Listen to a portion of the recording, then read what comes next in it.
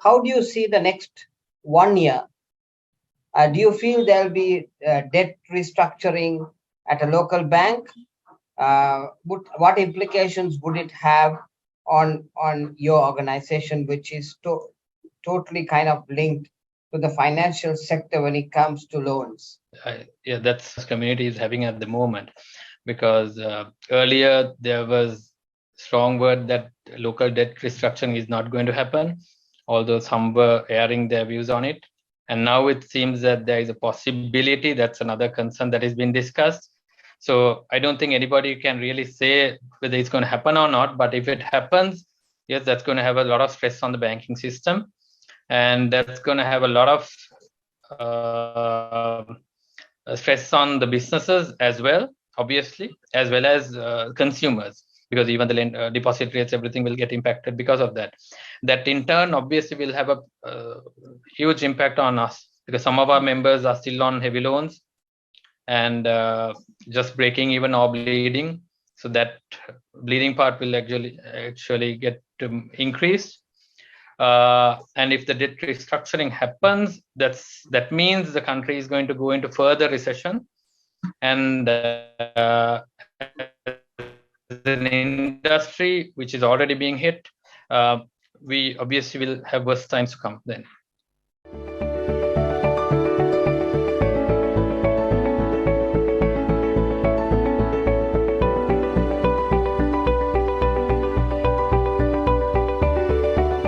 Good afternoon to everyone, and a warm welcome to another session in the MBA Diaries, where you get the opportunity to expand your horizons while meeting very interesting personalities with a lot of experiences in the society as well as in their lives. So as Asia Pacific Institute of Information Technology, we are hosting this webinar to bring in a lot of expertise to talk about current concerns that we have, and especially to inspire love for learning in our student community as well as everyone who is interested in the fields as well.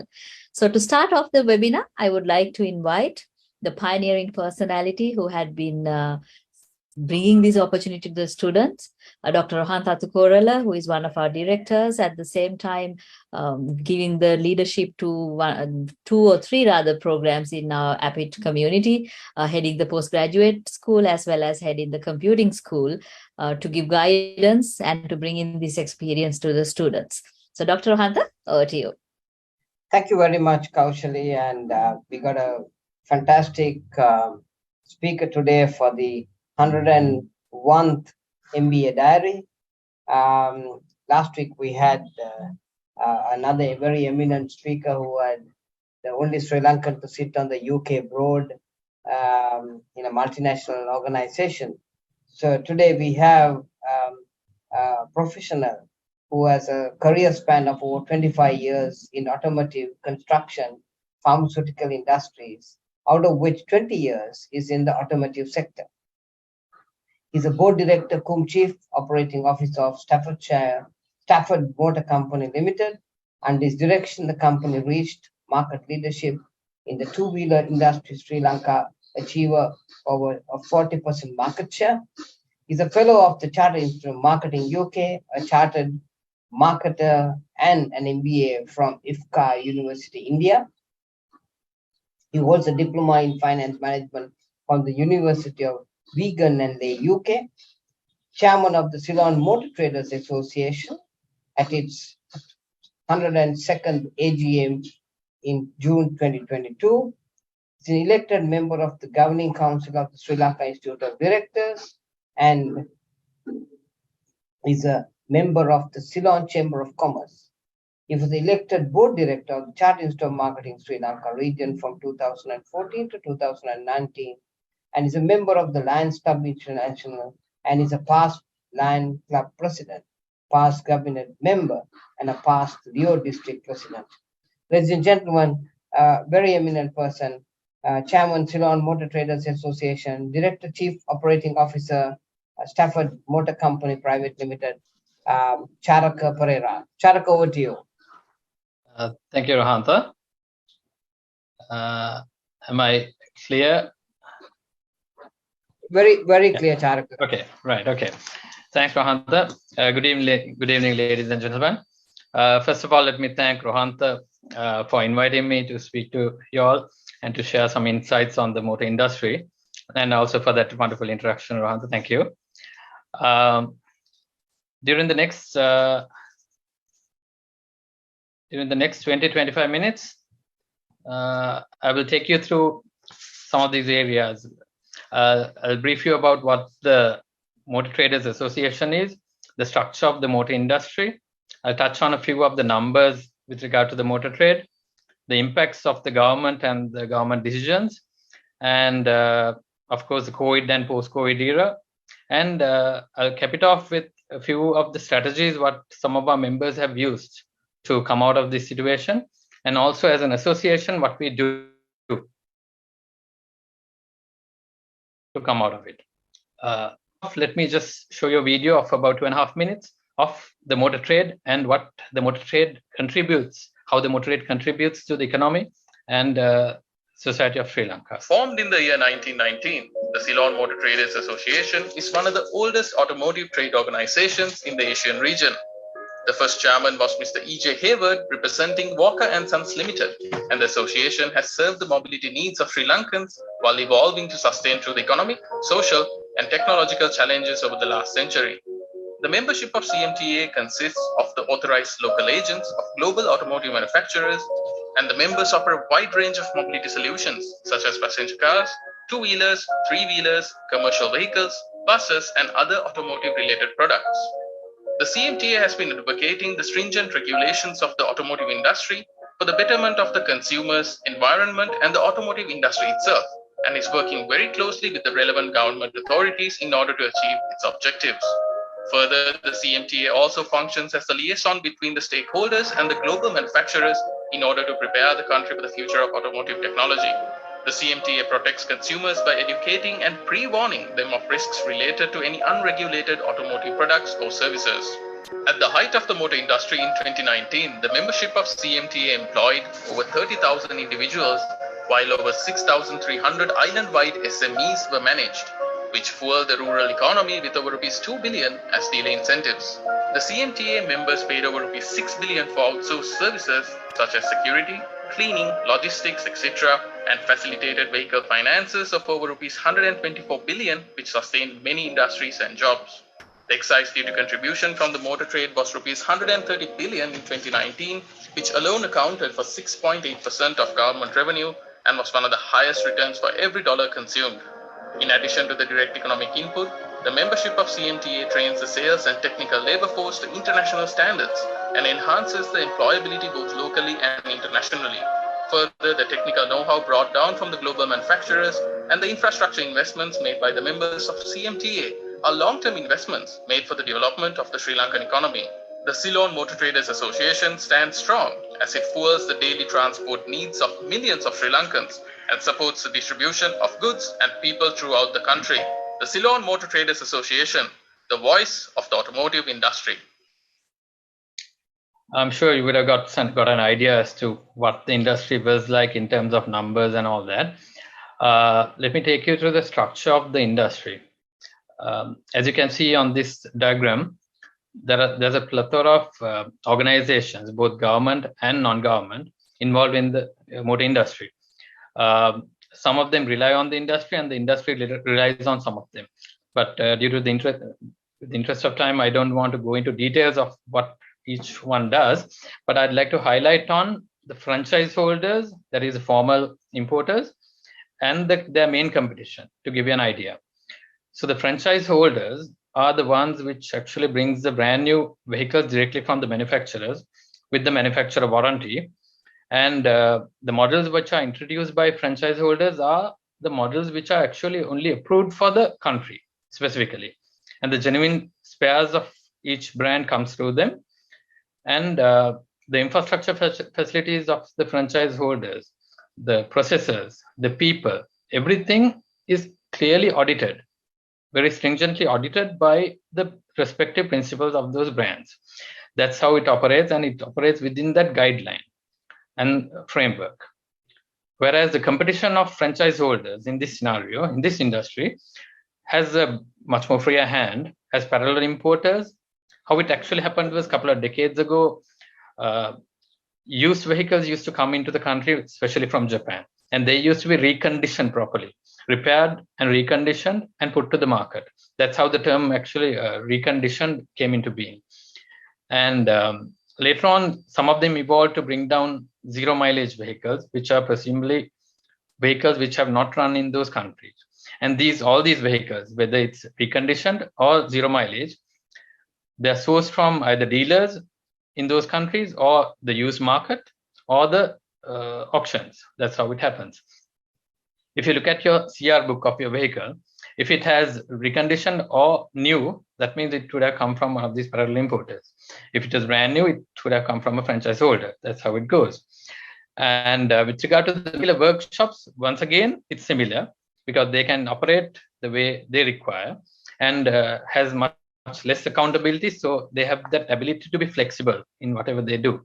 So that's how the competition of the industry works for us. Moving on to the numbers, the population and the potential. It took nearly 100 years for Sri Lanka to get the first 4 million vehicles on the roads. The next 4 million took only 10 years. So it's actually an exponential growth during the last decade. Currently, we have nearly 4.2 million two-wheelers on the road, about 1.2 million three-wheelers, and over 1 million passenger cars. And the balance are, of course, buses, trucks, and other types of vehicles. So it may sound a bit high, 8 million for a 22 million population. But what happens is, in this trade, the yardstick is basically to see how many vehicles for 1,000 people. If you look at the cars, in 2019, we had 40 cars for every 1,000 people in this country. In the diagram below, what you can see Singapore, Thailand, Malaysia ahead of us. Eastern Europe, for example, Western Europe had about 600 vehicles for every 1,000 people. And Japan had about 500 and USA had about 900. Similarly, in the two-wheeler segment also, for every 1,000 people, we had 200 plus two-wheelers back in 2019. In matured markets, where the two-wheeler industry has matured, in Thailand, Vietnam, Indonesia, countries like that, number is about 500 units. So this gives an idea that there's potential to even double the number of vehicles which are in Sri Lanka at the moment, whether it's two-wheelers or four-wheelers and even other vehicles. So actually, this is what keeps the industry moving forward, and we are hopeful because once all these issues we manage to get out of this, there's a bigger market that we have to cater to so that we can, regain our strengths. Moving on to the government impacts. So these governments have this management tool, that's what we call it, which can really move markets, whether it's upwards or downwards. It's called the Gazette. They use it to change import duties, emission standards, loan-to-value ratios, LC margin requirements, and all these other things which really impact our industry, especially the motor industry. The first diagram, what you see at the bottom, is the motorcycle trend for the last 10 years. You see a massive dip in 2013. That's because in 2012, 1st of April, the government increased the duty tax, import duty from 54% to 94% overnight. And then 2 years later, actually that impacted the industry to half, really, within a span of about a year. And then 2 years later, the government purchased about nearly 100,000 vehicles, two-wheelers, to be given away to government servants. So that again grew the market. And then again, public sector salaries were increased and fuel prices were reduced. That further fueled the growth of the industry. Again, 2 years later, LC margins were increased to 200%. Loan-to-value ratios were increased, so the market again dipped. So there you see the curve going downwards. So similarly, for the passenger cars also, on the third graph at the bottom, you will see there's a huge jump in 2015 to 100,000 units from about 40,000 units for a year. So that was the reason of a government change of duty structure from a very high rate to almost a negligible amount for EVs, electric vehicles, and hybrids. So that created an opportunity market, and a lot of recon vehicles got pumped into the market during that year. And again, the government changed its regulations and the market dipped again. So likewise, it's like a roller coaster ride for the motor industry. Always it's ups and downs. And the graph what you see on the top right-hand side shows that in 2019, the brand new market share was 68%, whereas the recon was 32%. And by 2019, the recon market had grown to 80%, whereas the formal industry was left with less than 20% of the market. So all these changes create so much of volatility that it's very difficult for a formal business to plan ahead. Even planning 6 to 8 months ahead was very difficult even prior to COVID. So then COVID struck. In 2020, March, all imports were banned for vehicles, two-wheelers, all types of vehicles basically. And we're in the 32nd month where our main product lines have been cut off. Towards end of last year, we found it very difficult to import spare parts also because of the inability to establish LCs. That created another problem because that was after sales was the only, I would say, only revenue line left for the motor trade to survive. And then several months ago, the government again issued a gazette banning 300 of the essential automotive spare parts. That really was like a throttling point for us. There was a lot of resistance from the industry, and the gazette was, of course, reversed in 2 weeks, luckily. So the final impact, to summarize, what happened with all these changes was that the industry lost about 10,000 jobs from about 30,000. There were about 1,500 dealerships across the country, small and medium scale enterprises which were functioning as our dealers. They were closed down, which supported this job loss. And we are seeing a lot of migration of skilled, trained talent, which the industry has invested a lot to develop. The impact to the consumers, if you take, well, I don't want to go into details of consumer income reductions and all that, because that is something which is common, which all of you know.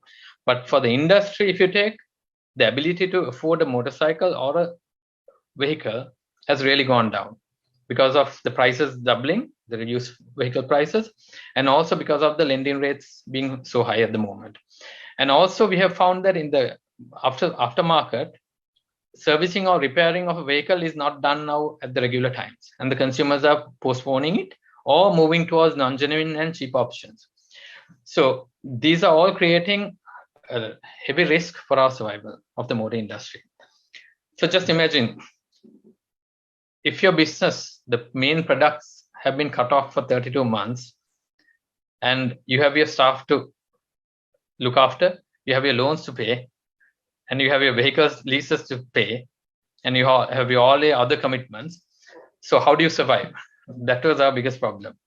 So the motor industry, that is what it faced, really, being cut off with about 70% of our revenue and 70% of our profits, which was coming from our main products, and then getting hit on the after sales as well.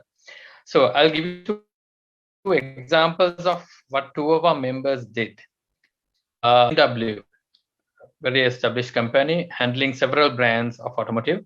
For Suzuki, they are the agents, and for Yamaha as well as several other brands. This is a Suzuki operation that I'm referring to.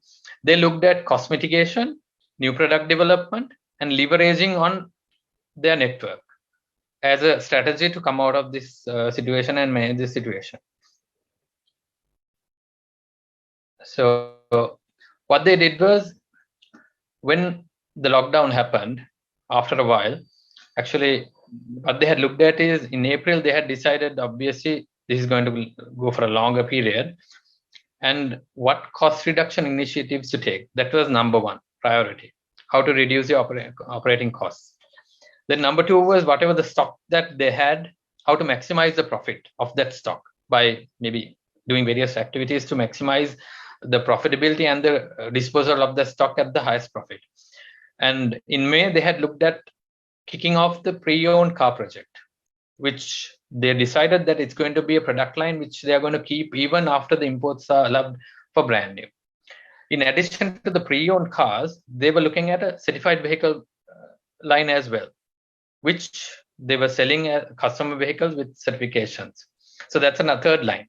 So because of this, what they did was they adapted and looked at 2 new product lines in addition to the brand new, which will continue after COVID as well. So how they implemented it was that they had several locations around the country which were selling brand new vehicles. What they did was they closed down their own showrooms and moved the staff and the stock into their after-sales dealer locations. They leveraged on their dealer network, which was a very key move to reduce their operating costs. According to them, they reduced about 51% of their operating expenses by doing this move. At the same time, they looked at how to increase the number of used car sales. And by September, they figured that their stock was going to go down of brand new stocks, brand new vehicles. And by that time, they had reached almost double the amount of, more than double the amount of used car sales, and managed to break even and manage the operation from that point onwards. So that really helped them to get over this crisis and move forward. To promote the used cars, they did a lot of activities. One was, for example, a 12-hour cash guarantee for the seller of that vehicle, because buying the vehicle also has to be done quickly to be able to sell it back. Offering spot cash as advances was another activity what they did. Offering a 3-year and 100,000 warranty, which is almost the same warranty that they offered for the brand new one. They had a select premium range which they offered.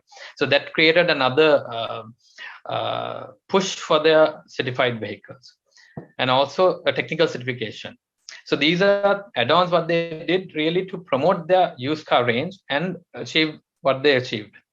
And for that, actually Alpha Team Group, they recognized this team with an international award as one of the best projects during the COVID. Moving on to the second example that I'd like to bring you, that is from my own company, Stafford. We had a multi-pronged approach. We looked at cost mitigation, obviously, new product development, new market development. We looked at repurposing and retooling the existing assets, that is staff, vehicles, whatever the other fixed assets what we have, and also related diversification and collaboration. So these are some of the strategies that we used during this period. We too went into two-wheelers, certified two-wheelers. We launched Stafford certified two-wheeler products. What we did was actually we wanted to ensure, we didn't want to go for volumes. Our strategy was different. We wanted to ensure that we give a product, high quality product to the consumers who really wanted to buy a high quality two-wheeler. So what we did was we bought two-wheelers from the market, dismantled them completely right up to the frame, cleared the frame, cleaned everything, replaced every part that had to be replaced, that needed replacement, and rebuild the bike. So it came up to almost a brand new level. Not obviously brand new, but then up to a level which was far beyond what was available in the market. And we started marketing these bikes. So that really created a good revenue, good profitability for our team, sales team. Then what we did was we had a collaboration with a party to start off a safety riding track. We had staff who were trained by Honda on safety riding, and we had staff idling. So we trained some additional staff and moved those teams to this safety riding track. And that is a business which we started during COVID, and that is a business that we are now sure that we are going to continue also, because that's a very good additional line which is very much related to our product line. Then we had about 30 odd trucks, distribution trucks, which we used to distribute motorcycles. They were open trucks, which two-tier structures. What we did was we converted some of them into car carriers and started our own recovery service for vehicles, cars. We also changed some of those trucks into spare part delivery trucks and moved them over to our sister companies, a sister company called Spectrum, so that they could expand their distribution with their product range. So that was another way of reducing the cost of the main company and still utilizing and reusing the assets.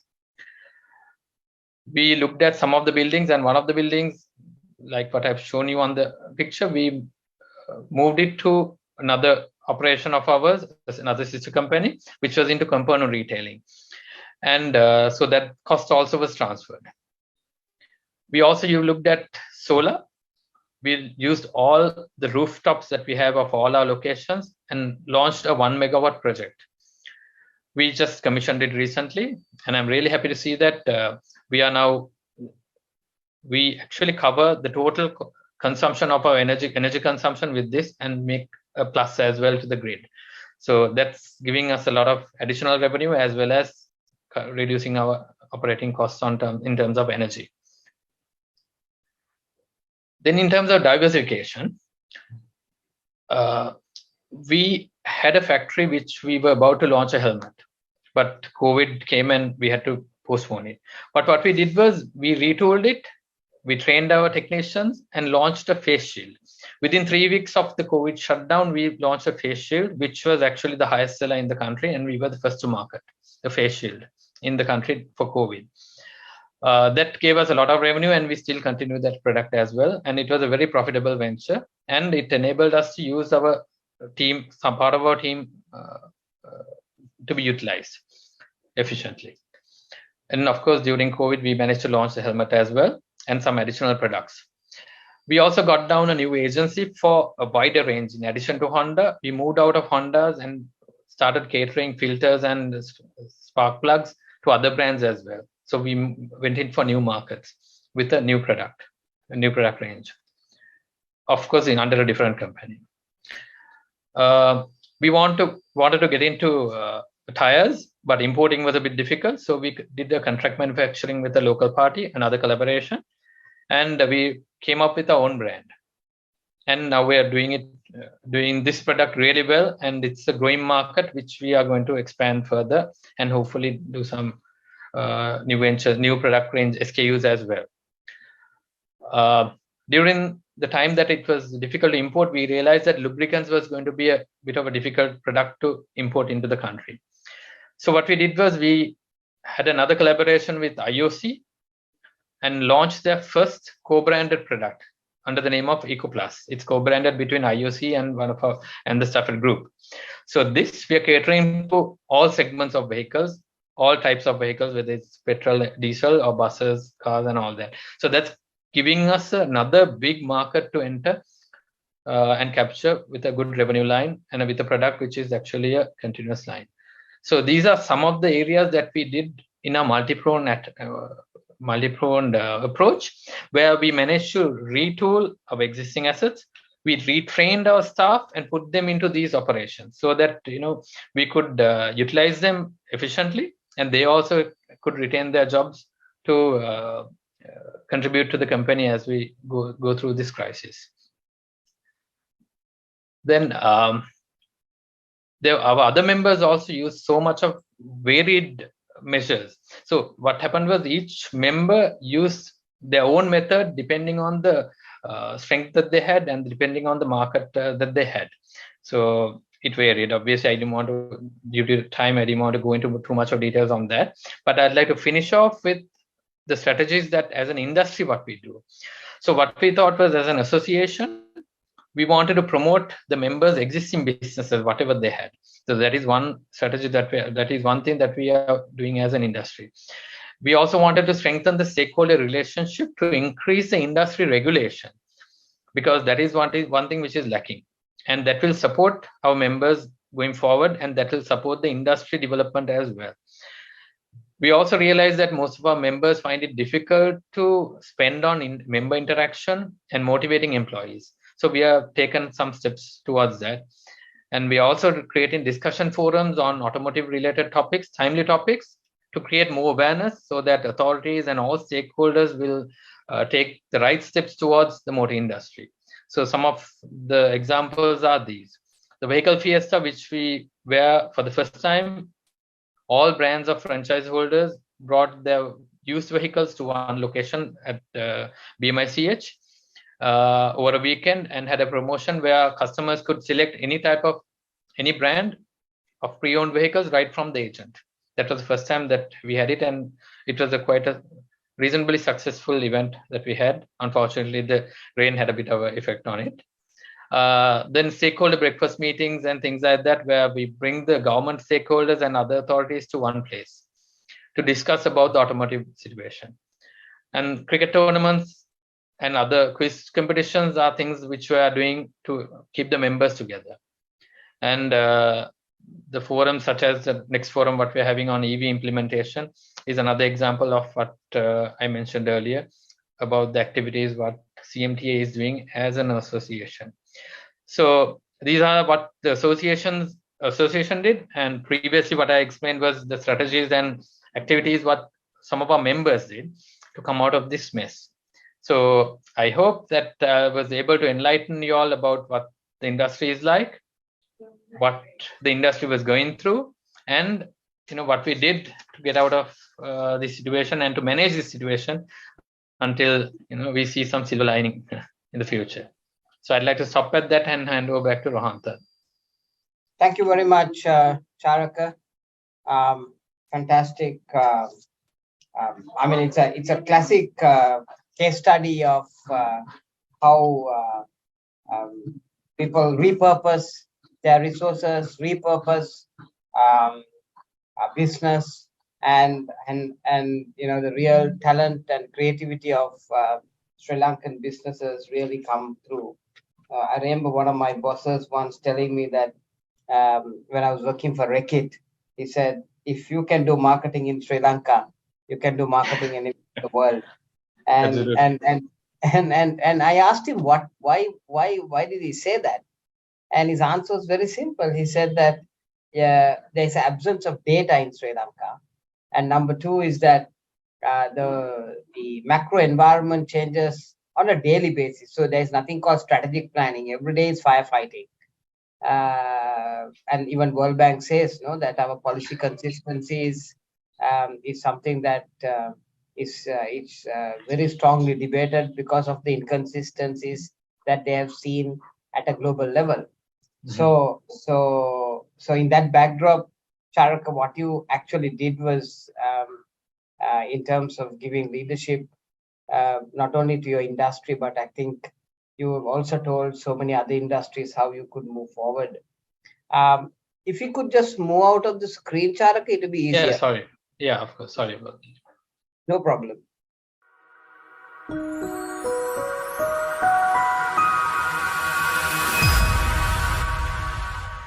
So a whole heap of questions are coming in. Okay. And I am going to pick one of them and we'll have a discussion. So sure. The question is coming from one of our MBA students, legal profession. Her name is Takisha, and she's saying, what is your take of the budget and what are the proposals that are beneficial to your industry? Well, honestly speaking, that's what we were having a industry meeting yesterday also.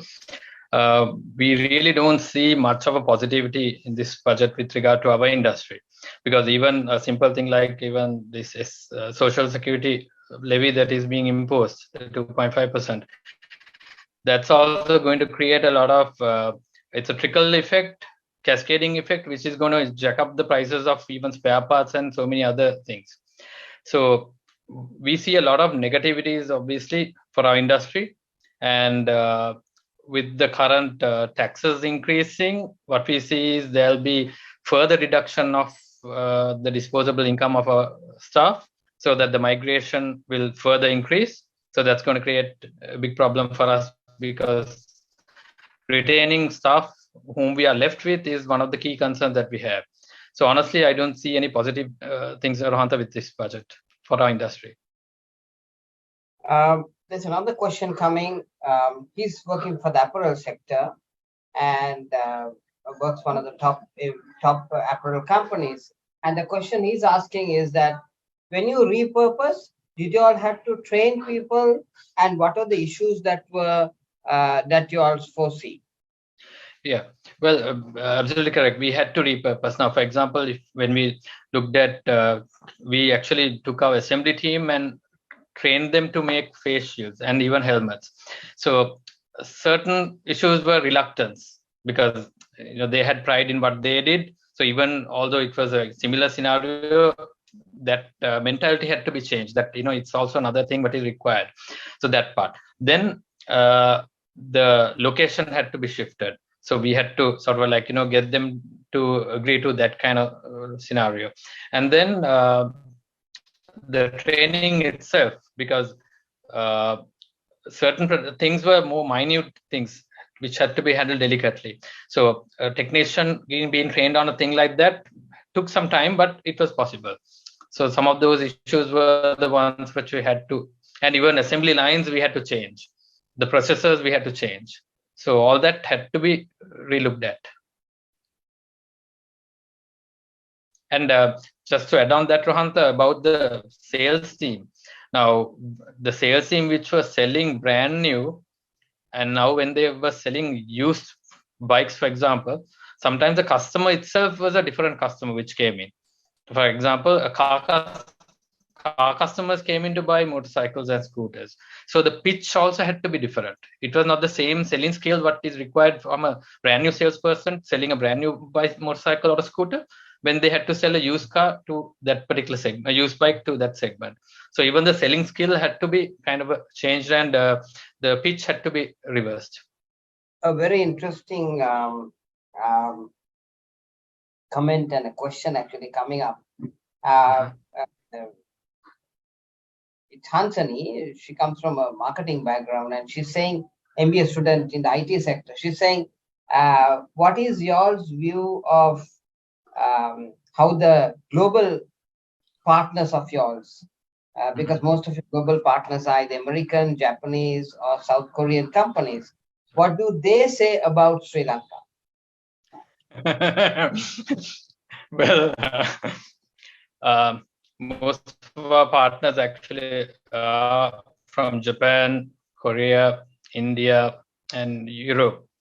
So initial reaction was they were shocked really to understand that there were imports stopped during COVID for a prolonged period. Then it was another shocker, because during COVID, most of the countries, especially third world countries, increased their lower end vehicle sales because people were looking for vehicles to protect themselves and their families from COVID, from the public transport. So they were shocked, number one. Number two, the changes in the policies, obviously, historically, they have been sort of like, airing their concerns and surprise as to, because if you take Japan, I remember back in 2012 also, they announced that they were going to increase their value-added tax by 2% in 3 years' time, 2 or 3% in 3 years' time. So that's how planned those countries are. For them, working in Sri Lanka or looking after a business in Sri Lanka is very difficult to comprehend, really. So honestly, at certain times, we are kind of like, at a loss for words to tell why these decisions are taken. So they are, but the situation is, Rohantha, like in terms of investments, they are not looking at us favorably because of that, because they see too much of volatility in the country. Okay. Pandula, a software engineer, is saying, what is your advice given the repurposing that you have done in the industry very successfully? What is your advice to a youngster studying a master's program, given that you are a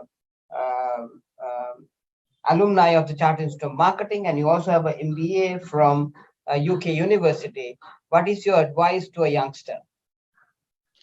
I lost you. The question is coming from Pandula, a software engineer, MBA student. For a few seconds, what he is asking is for the advice that is required. Well, advice, Charaka specifically is saying that you're a member of the Chartered Institute of Marketing. You also have an MBA from a university in UK. And given your exposure of how you have repurposed a business, and you're at a helm in one of the top companies in Sri Lanka, what is your advice to a youngster? Right. Well, Rohantha, what we realized was, honestly, personally, as well as a company and as well as an industry, we faced and we are still facing one of the most difficult periods for the industry. But what we realized was, if we really analyze our situation, take stock of our assets and strengths, as well as the market opportunities, you can still figure out how to come out of it. As a marketer, like if you really look at what your market potential is, that's why I showed the numbers of the potential. We have to know in any industry where we are, what is the market potential really, and how much can you further go into it. So if you really drive hard, you can really navigate through these crises, but you need to think out of the box. You really need to think out of the box and figure out what you can use with your current assets. Because letting go of selling off assets, not that we didn't do it, we did dispose some of our vehicles, we did dispose some of our assets, we did give a VRS to certain people who were from outstation. Those had to be done, but at the same time, to continue our business, we really changed the way we looked at our assets that we had in terms of people and movable assets as well as fixed assets. But it's possible, but you really need to get into thinking into it. Asari from Abans, MBA student handling, I think, computers, I think. And she's asking, what made you do financial qualification in your career? And do you feel that that was one of the key pivots for being, running a company which is at a chief operating officer level? Yeah, actually, my background is marketing, and of course, Rohanta was one of my lecturers ago. And marketing, when I was doing marketing, I realized that finance is something which had to have, because there was always this issue with finance and marketing, where finance people feel that marketers don't know finance, and marketers feel that the finance doesn't know marketing. So those were two key areas which I felt went hand in hand. And if I had the knowledge, then I realized that it would be easier for me to comprehend the whole scenario. So that's why I decided to add my qualification on finance. And yes, it has helped me to do whatever that I have been able to do, both in my career as well as outside. Husni is asking your question. He's asking, how do you see the next 1 year? Do you feel there'll be debt restructuring at a local bank? What implications would it have on your organization, which is totally kind of linked to the financial sector when it comes to loans? Yeah, that's community is having at the moment, because earlier there was strong word that local debt restructuring is not going to happen, although some were airing their views on it. And now it seems that there is a possibility. That's another concern that has been discussed. So I don't think anybody can really say whether it's going to happen or not. But if it happens, yes, that's going to have a lot of stress on the banking system. And that's going to have a lot of stress on the businesses as well, obviously, as well as consumers, because even the deposit rates, everything will get impacted because of that. That in turn, obviously, will have a huge impact on us, because some of our members are still on heavy loans and just breaking even or bleeding. So that bleeding part will actually get increased. And if the debt restructuring happens, that means the country is going to go into further recession. And as an industry which is already being hit, we obviously will have worse times to come then. And next year, of course, the future year. We don't foresee any imports being allowed for the next year also, because of the current forex crisis that the country is facing. That being said, the IMF obviously is pushing hard to open the market. The only opening what we see is if the positivity with the IMF input as well as the Paris Club. then there is a possibility that sometimes there might be an opening on imports with restrictions, maybe on quotas or with higher taxes. So if that happens, we will have some sort of breathing space as an industry, because although the economy is going to be worse, could be worse, but the demand for vehicles anyway is there, as I showed earlier in my numbers. So if the vehicles come in, definitely we know we can sell and make something out of it for our members. Thank you very much, Charaka. A very informative, action-driven interview with you.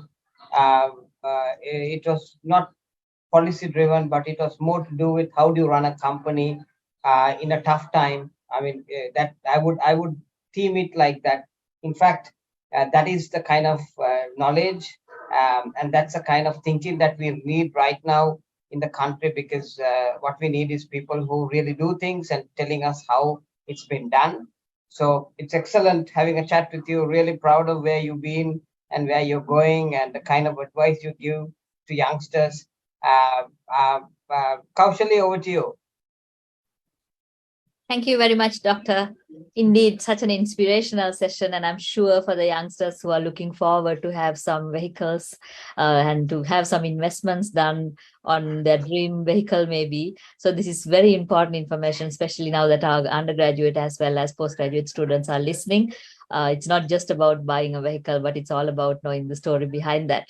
So thank you very much, sir, for this insightful information that is shared. And that wraps up another session in the MBA Diaries. So we'll meet back again in another week's time. And until then, do take care of everyone, and good evening from Sri Lanka.